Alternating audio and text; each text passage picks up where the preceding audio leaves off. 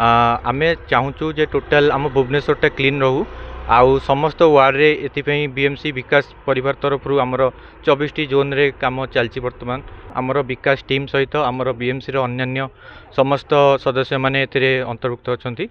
आमे समस्त एकाठी केपरी सबु जगह स्वच्छता बजाय रही पारिबो ता सहित लोक मानकु सचेतन कराऊछु एवं आमे लोक मानकु या द्वारा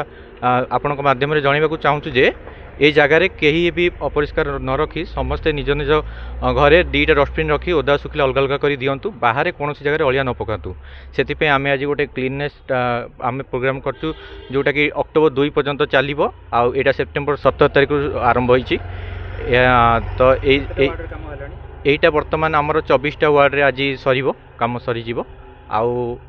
तो आम ए जनसाधारण को समस्त अनुरोध करूँ जे समस्ते स्वच्छता बजाय रखु बाहर कौन जगह अलिया न पकातु आमे आमे सब आमर बीएमसी टीम सब तदारख कर विषय देख केवल यही जगह नुह समस्त जो जगह काम हो सब जगह आम देखु तदारख करुचु ता सहित आमर मैडम मैंने स्वच्छता मैडम मैंने इपट एरिया जो मैंने अच्छा सी सब इपटे दृष्टि देवे आमर जो माने सिविल ड्रेस रे रहिबे किछि आमर कर्मचारी जो माने फोटो उठे रखिबे जे सिक्रेटली जे फोटो उठेबे फोटो उठेला परे से माने जो माने एथिरे जना पड़िबे तांकटू आम फाइन आदाय करिवो निश्चिंत भाव में आम करवा द्वारा आमर एटी भी पब्लिक भी आमर सपोर्ट थिला तो से माने भी आम सहयोग करछंती तो से माने भी कहछंती निश्चित रूपे आमको प्रतिश्रुति देइछंती ए जगह रे केबे भी एमती अलिया पड़िबनी से माने भी तांको आडू दृष्टि देबे आ से माने भी जदि किसी असुविधा तांकर हबो आमे भी आम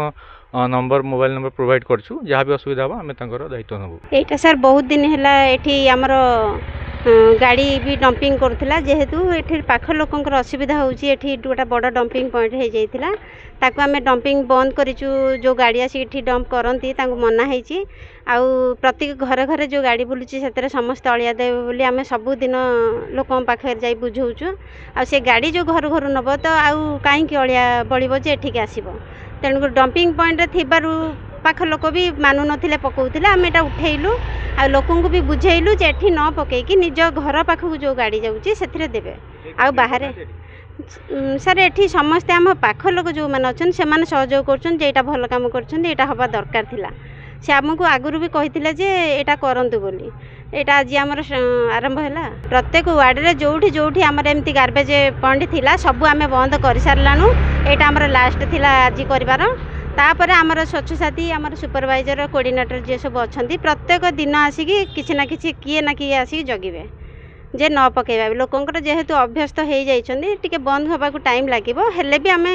चेष्टा करबु लोकन बुझेबाकू जे एमती एठी न पकेबे आ निज घर पाखू जो गाड़ी जाउची डबल डस्टबिन यूज करिवे गाड़ी रे देबे सर सेमिति बीएमसी रो किछि कैमरा सुविधा देई नाहंती सेथि पय आमे पाख घर मानक जहार कैमरा अछि तांको रिक्वेस्ट करिजु जे से माने हमकू फुटेज देबे हमकू सहयोग करिवे तांको सहयोग रे आमे से जो माने न मानिबे तांको आमे फाइन करिवो निश्चित सारे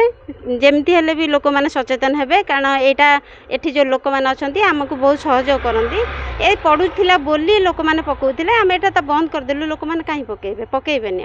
आमर पीएमआर पिला आम स्वच्छ साथी आ सुपरवाइजर समस्त सहयोग आगठू माने 80% बोधे भुवनेश्वर आमर सफा हो गलानी आम चाहूँ भुवनेश्वर फास्ट करने से समस्ते आम सहयोग करुचु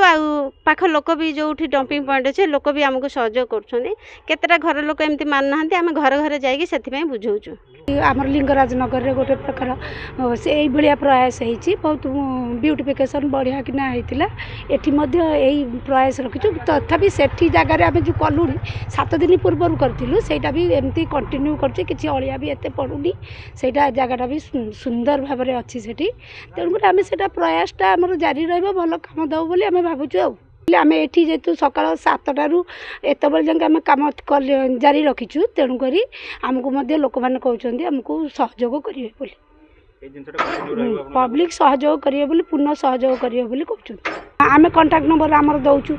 से पाख लोक जदि कम्प्लेन धर आम नाला आम कौन 24 घंटा ड्यूटी करूँ कि तेणुक आमको जदि आम आबसेंट अच्छु कि कौन अच्छु सी आमको